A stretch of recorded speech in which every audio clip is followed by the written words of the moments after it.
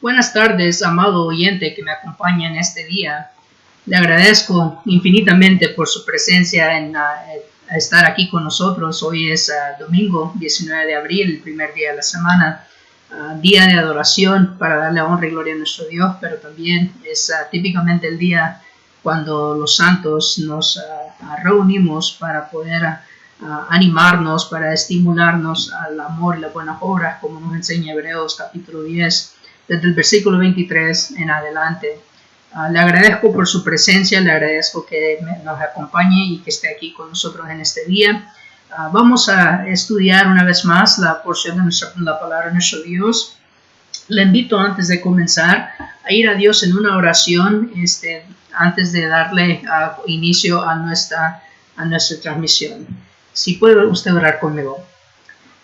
Amantísimo y bondadoso Dios, que mora en la eternidad, grande y glorioso sea su nombre por los siglos de los siglos. Gracias, Santo Padre, una vez más por un día más de vida.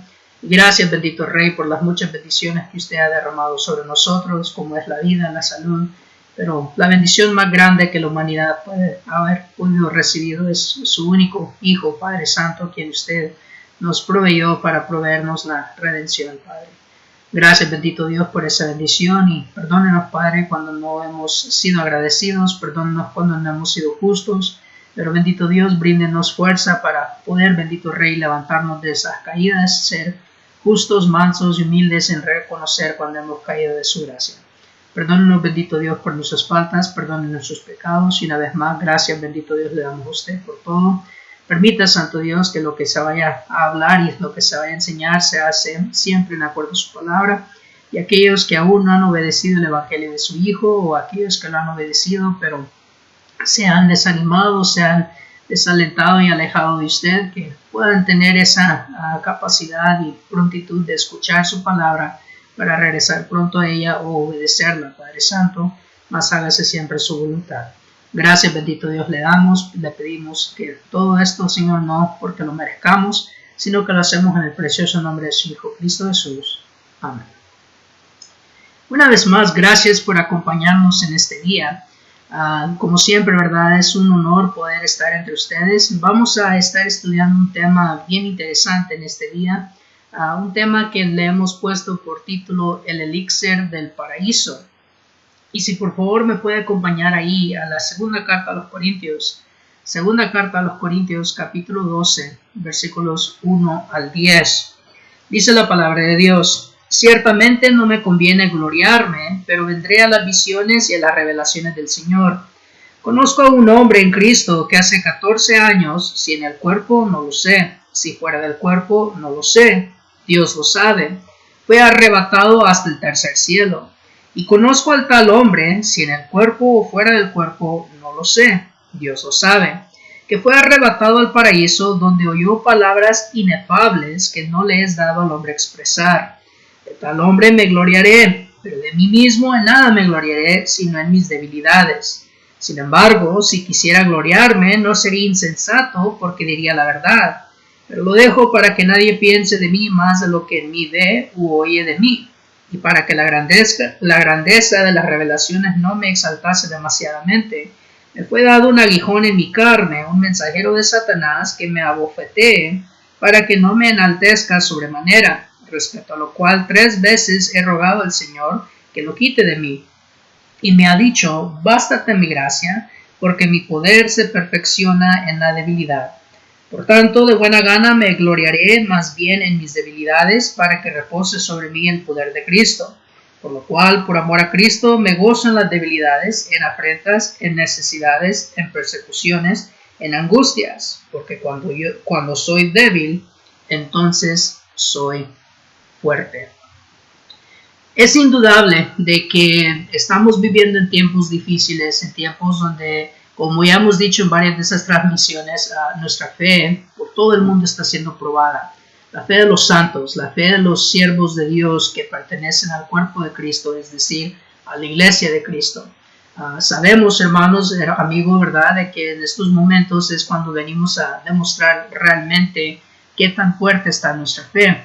Sin embargo, es interesante observar de que la fe de los santos siempre ha sido probada. Y no hay duda, ¿verdad?, de que en esta situación nosotros podemos ver esas pruebas en el apóstol Pablo. Porque observen cómo es de que aquí Pablo, ¿verdad?, está hablando de una visión en la cual él se va a gloriar.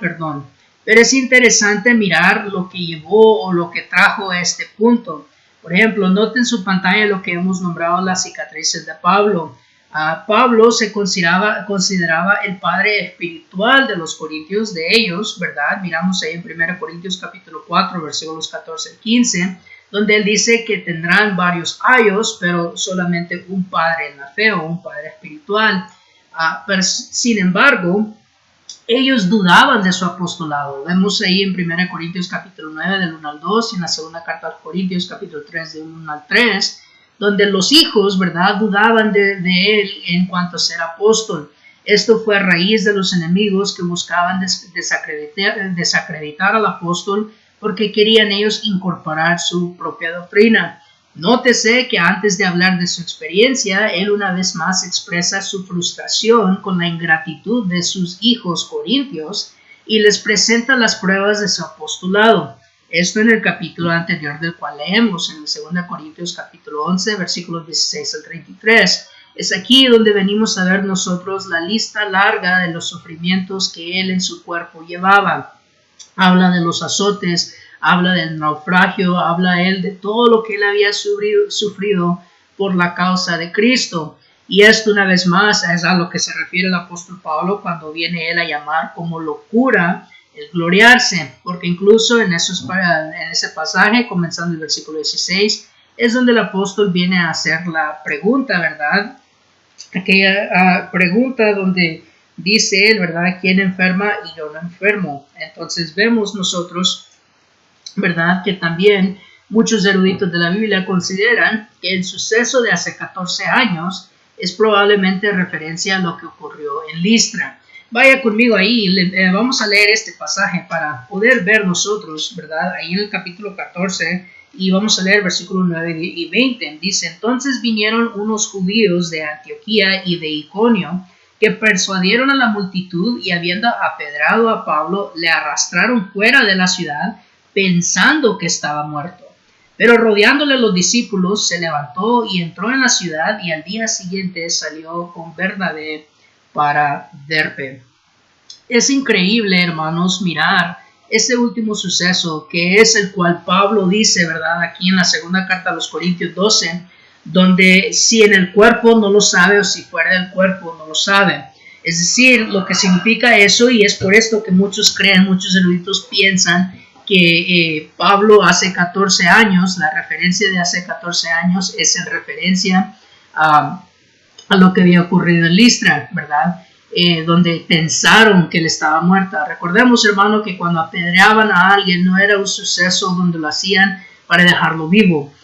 Los judíos se aseguraban de que la persona estuviera muerta. Entonces, para que ellos pensaran de que Pablo estaba muerto, hermanos, o número uno, Pablo estaba inconsciente y no respondía o no respondió, lo cual los llevó a ellos creer. O número dos, la posibilidad de que de pronto el apóstol Pablo sí murió, pero Dios lo resucitó, Dios lo regresó.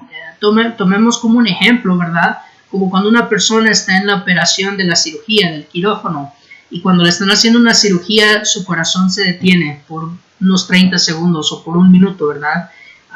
Pero vienen, le aplican, ¿verdad?, aquella terapia eléctrica, y lo hacen revivir, lo regresan a la vida. Bueno, dicen, esta persona estuvo muerta por un minuto, estuvo muerta durante el tiempo que detuvo su corazón.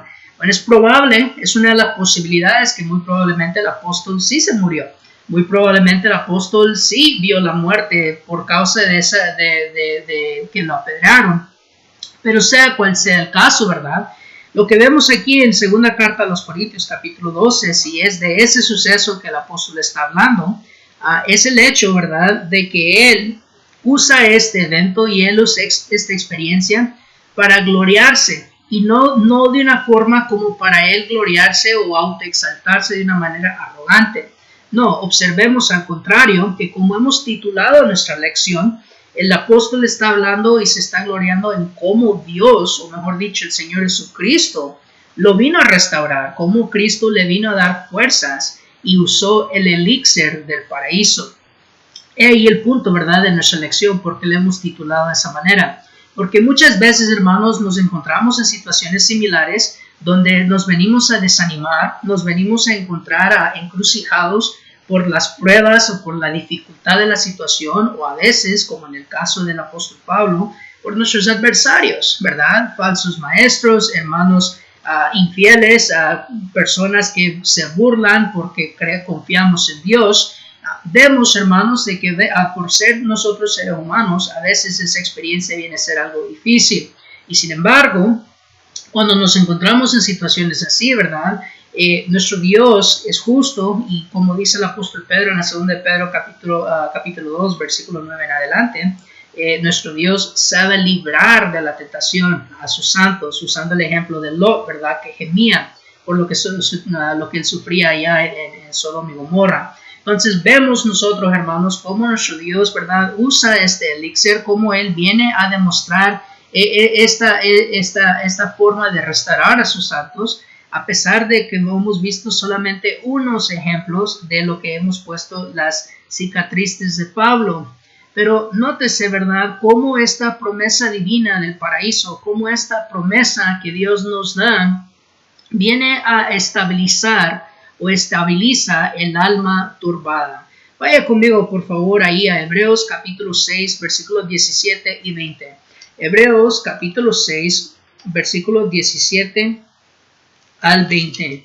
Dice la palabra de nuestro Dios: por lo cual, queriendo Dios mostrar más abundantemente a los herederos de la promesa la inmutabilidad de su consejo, interpuso juramento, para que por dos cosas inmutables, en las cuales es imposible que Dios mienta, tengamos un fortísimo consuelo, que los que hemos acudido para asirnos de la esperanza puesta delante de nosotros, la cual tenemos como segura y firme ancla del alma, y que penetra hasta dentro del velo, donde Jesús entró por nosotros como precursor, hecho sumo sacerdote para siempre, según el orden de Melquisedec.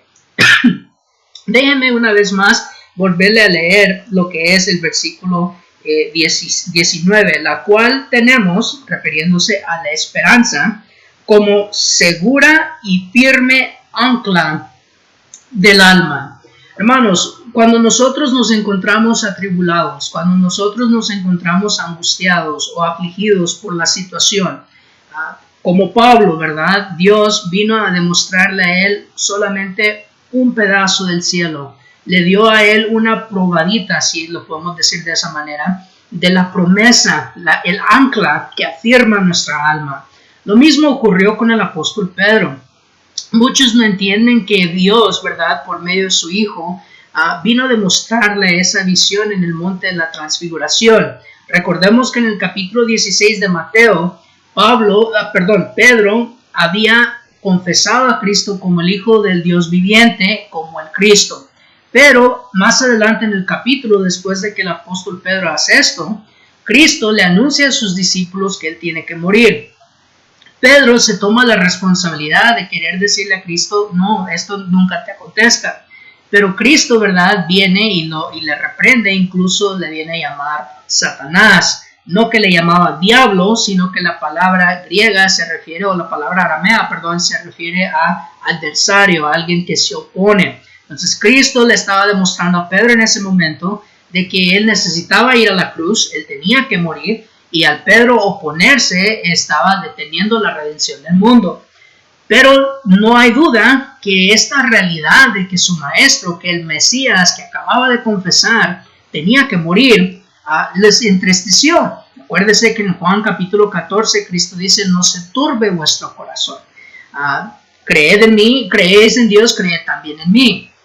En la casa de mi Padre muchas mansiones hay. Voy pues a prepararos mansión. Entonces, una vez más, esta situación entristeció bastante al apóstol, hizo que el discípulo del Señor, Pedro, se entristeciera, por lo cual es increíble y es interesante notar que en el capítulo 17 de Mateo, 16, Pedro confiesa, Pedro es reprendido, pero en el capítulo 17, Pedro, Juan y Jacobo, el maestro, los lleva al monte donde él es transfigurado. Y estando ahí en esa transfiguración es donde Pedro una vez más trata de convencer al maestro de no morir, trata de convencer al maestro de no irse y ofrece hacer un tabernáculo para Elías, para Moisés y para él. Y Dios desde el cielo, el Padre, inculca otra vez que Cristo es a quien se debe escuchar y lo que Cristo les estaba diciendo inmediatamente se tenía que cumplir. Pero lo que quiero que veamos es, siempre nuestro Dios usa esta esperanza, siempre nos demuestra y nos recuerda de ese cielo tan precioso que se nos ha prometido para restaurar nuestro ánimo, para ayudarnos, ¿verdad?, a sanar las heridas que el mundo o nuestros adversarios hacen. A veces, hermanos, nos acercamos demasiado a la jaula de Satanás, que logra él a meter sus garras y encajarnos sus colmillos. Pero a veces, hermanos, de esas heridas, es decir, cuando venimos a caer en la tentación o cuando cometemos un error involuntariamente, no debemos de dejar que eso nos deje tirados. Debemos de poner nuestra mirada en el paraíso, recordar en el ancla, agarrarnos y afianzar nuestra fe en el ancla de la esperanza, porque aquí mismo en Hebreos 10 recordemos que dice la palabra de Dios que fiel es aquel quien prometió. Por lo cual miramos cómo el apóstol Pablo, ¿verdad?, viene a su alma turbada por la agonía que le provocaban sus hijos, por el dolor que había pasado él muy probablemente en Listra, por todo lo que él estaba viviendo, ¿verdad? Muy probablemente esto vino a causar un tipo de dolor agonizante. Pero no solamente vino a estabilizar su alma turbada, sino que restaura la fuerza agotada. Vaya conmigo ahora a segunda carta a los Corintios, capítulo 5, versículos 1 al 8. Segunda carta a los Corintios, capítulo 5, versículos 1 al 8. Porque sabemos que si nuestra morada terrestre, este tabernáculo, se deshiciere, tenemos de Dios un edificio, una casa no hecha de manos, eterna en los cielos. Y por esto también gemimos, deseando ser revestidos de aquella nuestra habitación celestial, pues así seremos hallados vestidos y no desnudos. Porque asimismo los que estamos en este tabernáculo gemimos con angustia, porque no quisiéramos ser desnudados, sino revestidos, para que la mortal sea absorbido por la vida. Mas el que nos hizo para esto mismo es Dios, quien nos ha dado las aras del Espíritu. Así que vivimos confiados siempre, sabiendo que entre tanto que estamos en el cuerpo, estamos ausentes del Señor, porque por fe andamos, no por vista. Notes el versículo 8. Pero confiamos y más quisiéramos estar ausentes del cuerpo y presentes del Señor. Una vez más, Pablo viene a usar la esperanza de que Dios nos ha prometido el paraíso, el regreso a la eternidad, el vivir con Él. Increíblemente es en la misma carta. En el capítulo 12, Pablo viene a reafirmar lo que está enseñando aquí en el capítulo 5. Porque él lo miró, él lo vio. Ahora, él aclara si en visión donde solo se demostró o si realmente fui ahí y se me permitió un breve momento ahí, no lo sé, dice el Pablo. Si en el cuerpo, si fue por medio de visión o fuera del cuerpo, o si realmente vi la muerte, me morí y fui y entré por un breve momento al paraíso, no lo sé, dice el apóstol Pablo. Dios lo sabe. Pero el punto es este. Pablo asegura una vez más o recuerda que para el cristiano la muerte es ganancia. Para el cristiano no debemos de tener temor a la muerte. Sorbida es la muerte en victoria, dice 1 Corintios capítulo 15. Obviamente el apóstol Pablo citando al profeta Isaías, quien vino a decir eso. Entonces, la promesa siempre ha sido de que Dios le va a dar la vida eterna a aquellos que mueran fieles. Por eso, hermanos, el apóstol Pablo dice una vez más en el versículo 8, pero confiamos y más quisiéramos estar ausentes del cuerpo y presentes al Señor. Eso, hermanos, viene a darnos una fuerza. porque nos viene a restablecer de que no estamos trabajando en vano. 1 Corintios capítulo 15, versículos 56 a 58. Esto nos demuestra, hermanos, de que nuestro Dios es justo y que Él está mirando nuestros frutos. Recordemos de la bienaventuranza ahí en el libro de Apocalipsis, cuando dice: bienaventurados todos los que mueran fieles en el Señor. Sus obras os seguirán, sus obras irán con ellos, ¿verdad? Entonces, la promesa, hermanos, nos debe de dar fuerza. Cuando tomamos el elixir del paraíso, es decir, cuando traemos a memoria la esperanza que Dios nos ha dado y el por qué estamos trabajando tan ferviente y celosamente para el reino de Dios, viene a revitalizar, viene a darnos fuerza, una fuerza donde sale, ¿verdad?, de la debilidad, porque la fuerza no es nuestra, la fuerza viene de Dios, la fuerza viene de su palabra y viene de la promesa que Él ha hecho. Entonces, observen, ¿verdad?, cómo en el capítulo 12, Pablo vuelve a comentar esto y le hace hincapié. Dice el apóstol Pablo que a pesar de que él le había rogado al Señor 3 veces que le quitara el aguijón en su carne, por cierto, estaba como un recordatorio para mantenerlo a él humilde, ¿verdad? Cristo no se lo quita. El Señor Jesucristo no le quita el aguijón. Ahora, una vez más, los eruditos de la Biblia, los que estudian, los que preparan, los historiadores, muchos creen que el aguijón, el cual habla Pablo, está en relación con lo que él vivió en Listra. Es otro motivo porque ellos piensan fervientemente que lo que pasó hace 14 años, como dice el texto, fue cuando a él lo apedrearon. Y creen de que es una gran posibilidad de que ese aguijón era una enfermedad o una consecuencia de esa situación tan fea y tan horrible que el apóstol vivió. Porque, una vez más, para que pensaran que él estaba muerto, usted puede imaginarse cómo la cara del apóstol hubiese estado llena de sangre, los huesos, ¿verdad?, de su cuerpo rotos, sus ligamentos dañados, pero golpes en la cabeza, ¿verdad?, causan bastantes problemas. Quizá problema con su visión, quizá dolores de cabeza, migrañas, no sabemos, no lo sabemos. Pero lo que nos enfocamos es cómo Cristo le restaura la fuerza al apóstol. Cuando leímos allá en Hechos capítulo 14, en el versículo 20, dice la Biblia que los discípulos rodearon al apóstol. Cuando esto ocurre, el apóstol se levanta. Él agarra fuerzas. Él acababa de ser apedreado, acababa de ser arrastrado, y créanlo que no lo arrastraron con gentileza, fue violentamente, y fue echado, es decir, tiraron su cuerpo pensando que estaba muerto afuera de la ciudad, no lo hicieron de una manera gentil. ¿Cómo el apóstol sacó fuerzas para levantarse? ¿Cómo el apóstol vino a levantarse? Y no solamente tener la fuerza física, obviamente Dios, ahí la mano de Dios se viene a mirar, pero también miramos la determinación del apóstol. Si usted va conmigo ahí brevemente al Hechos capítulo 14, versículo 21 y 22, observe lo que animó al apóstol.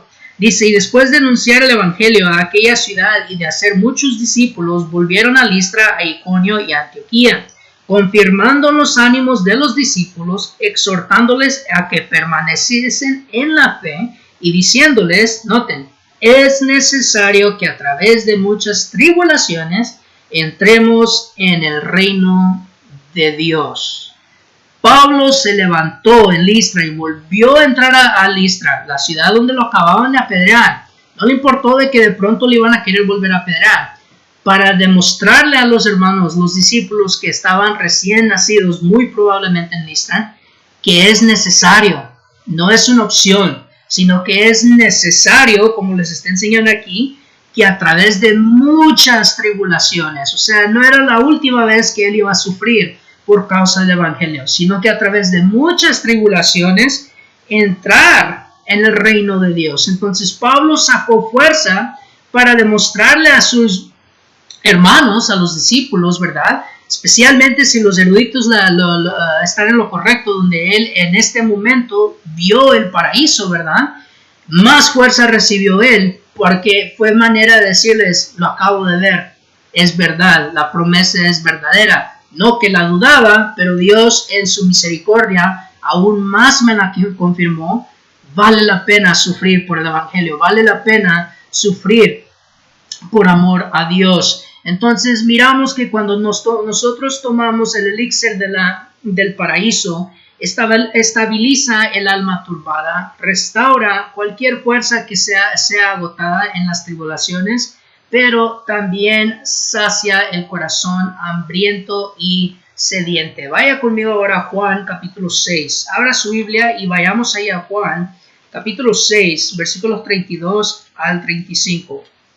Juan capítulo 6, versículos 32 al 35. Y Jesús les dijo: de cierto os digo, no os dio Moisés el pan del cielo, mas mi Padre os da el verdadero pan del cielo. Porque el pan de Dios es aquel que descendió del cielo y da vida al mundo. Le dijeron: Señor, danos siempre este pan.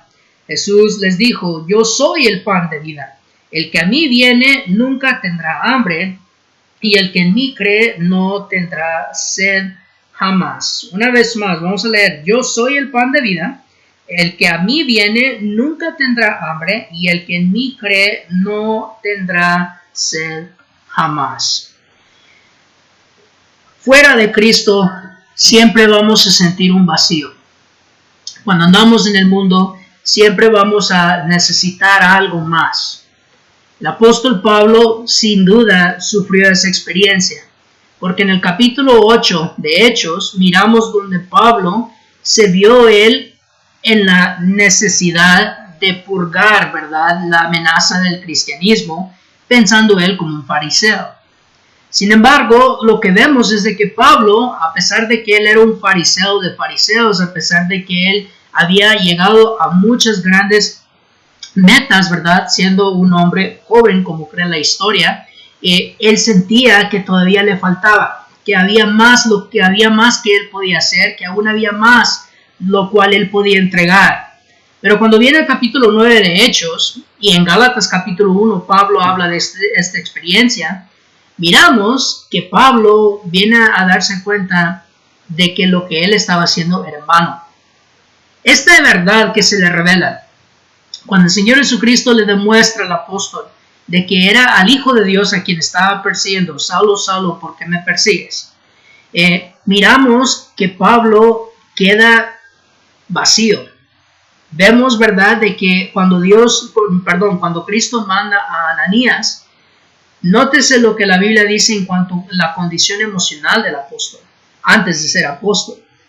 Una, él había quedado ciego como resultado, como consecuencia de lo que estaba ocurriendo. Pero dos, también el apóstol, su fe, su pensamiento, lo que él creía había cambiado. Todo lo que él había luchado, todo lo que él había hecho en el judaísmo, todo lo que él pensaba ser correcto, todas las vidas inocentes que él tomó pensando que lo hacía para honra y gloria de Dios, vino a caer sobre él como un peso, como el mundo entero, encima de su pecho. Le causó bastante tristeza, le hizo cuestionar todo lo que sus padres le habían entrenado, todo lo que su maestro Gamaliel le había enseñado. En un instante, en una aparición de nuestro Señor Jesucristo, todo lo que Pablo pensó conocer vino a descubrir que estaba equivocado. Se sentía vacío. Pero ¿qué hace el Señor?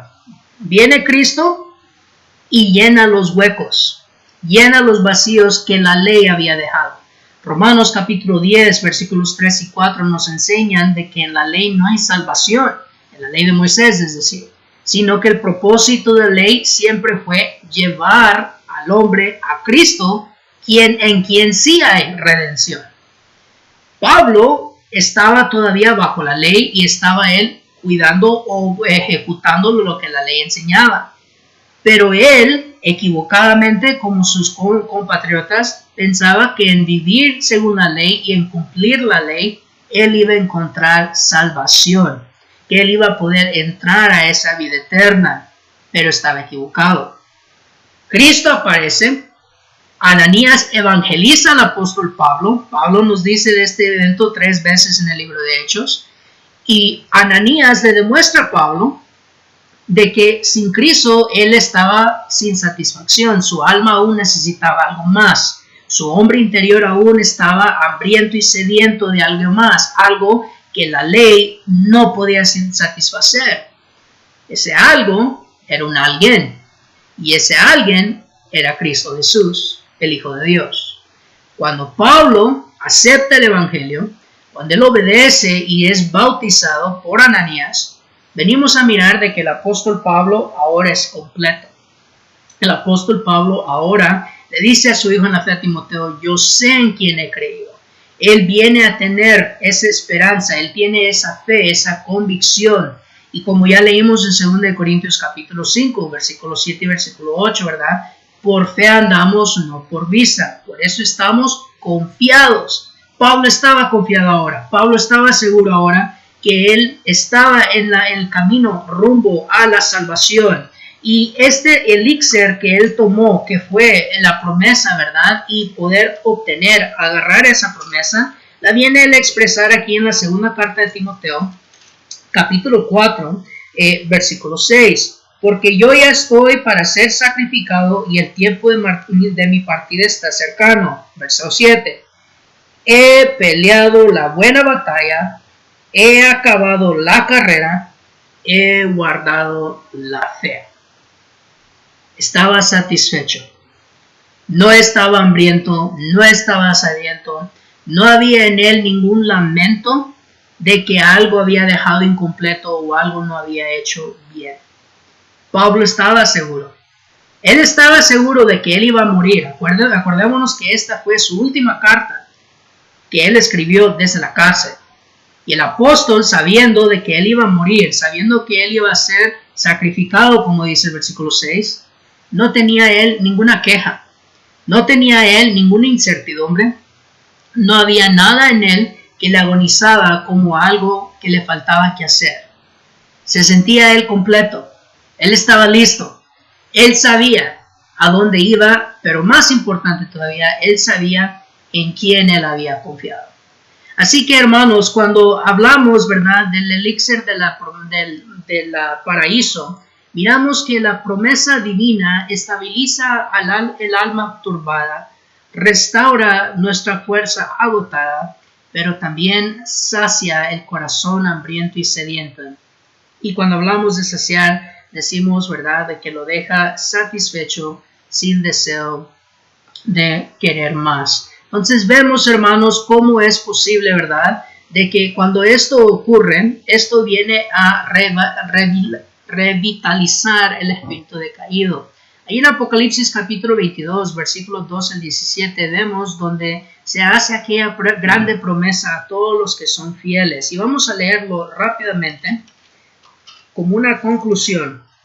Y miren cómo dice ahí en el capítulo 22, versículo 12. He aquí yo vengo pronto y mi galardón conmigo para recompensar a cada uno según sea su obra. Yo soy el alfa y la omega, el principio y el fin, el primero y el último. Bienaventurados los que lavan sus ropas para tener derecho al árbol de la vida y para entrar por las puertas en la ciudad. Mas los perros estarán fuera y los hechiceros, los fornicarios, los homicidas, los idólatras y todo aquel que ama y hace mentira. Yo, Jesús, he enviado mi ángel para daros testimonio de estas cosas en las iglesias. Yo soy la raíz y el linaje de David, la estrella resplandeciente de la mañana. El espíritu y la esposa dicen, ven. Y el que oye, diga, ven. Y el que tiene sed, venga. Y el que quiere, tome del agua de la vida gratuitamente. La promesa, ¿verdad?, es hecha por el Señor Jesucristo. Yo hago esta promesa, dice el texto. Yo vengo pronto y mi galardón conmigo. Pero no es para todos. Observe, para recompensar a cada uno según sea su obra. Amigo que me oye, usted quiere tomar este elixir. Quizá usted se encuentra al igual que el predicador del libro de Eclesiastés. Lea bien ese libro y vea cómo usted va a encontrar que ahí vemos nosotros la imagen de un rey que estaba queriendo buscar algo que le hacía falta, se sentía vacío. Quiso él satisfacer ese vacío, llenar ese vacío con las riquezas del mundo. Lo quiso hacer con la vanagloria de un legado y también lo quiso hacer con la sabiduría, el conocimiento. Pero ¿sabe qué dice? Y cada una de esas veces que lo obtuvo, todo era vanidad. Es decir, era vano, era temporal, no llenó el vacío. Pero nótese cómo finaliza el capítulo 12, versículo 13. El fin de todo el discurso es que el todo del hombre es temer a Dios y guardar sus mandamientos. Bueno, aquí en Apocalipsis Estamos viendo donde Cristo está haciendo lo mismo, está diciendo lo mismo. Nos está demostrando que Él, confiar en Él y cumplir su voluntad es donde vamos a encontrar el derecho a poder obtener el árbol de la vida. Tenemos que obedecer el Evangelio. Cuando venimos a ser restaurados, cuando venimos a ser sumergidos en el lago del bautismo, Romanos capítulo 6, verso 4 dice que venimos y salimos a vida nueva. Es decir, Efesios capítulo 2, versículos 1 al 4 nos enseña que en el pecado estamos muertos en nuestros delitos y pecados. Pero por la misericordia de Dios, por la gracia que se encuentra en las aguas del bautismo, se nos viene a dar una vida nueva. Gálatas capítulo 5 dice que si estamos en Cristo somos criatura nueva. Entonces revitaliza, restaura, ¿verdad? Lo que se encontraba muerto.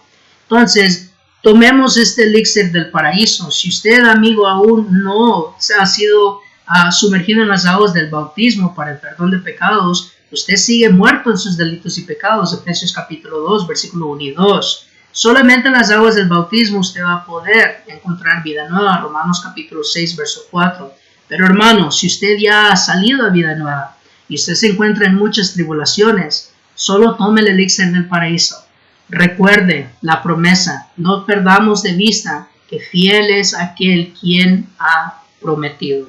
Así que espero, verdad, de nuestro Dios, de que usted escudriñe estas palabras, de que estas palabras tomadas de la palabra de nuestro Dios nos animen a seguir adelante si hemos obedecido la fe, y si usted, amigo, aún no lo ha obedecido, que le anime a escudriñar y al convencerse al mirar que este elixir existe y que funciona, y usted decida tomarlo en aceptar al Evangelio por medio de las aguas del bautismo. Así que le invito, ¿verdad?, a que busque una iglesia fiel, y si usted está en el área de San Antonio, usted nos puede visitar aquí en esta dirección en su pantalla, o nos puede contactar por medio del correo electrónico o por medio del número de teléfono ahí en su pantalla. Gracias por estar conmigo en este día, gracias por acompañarme y que Dios le bendiga.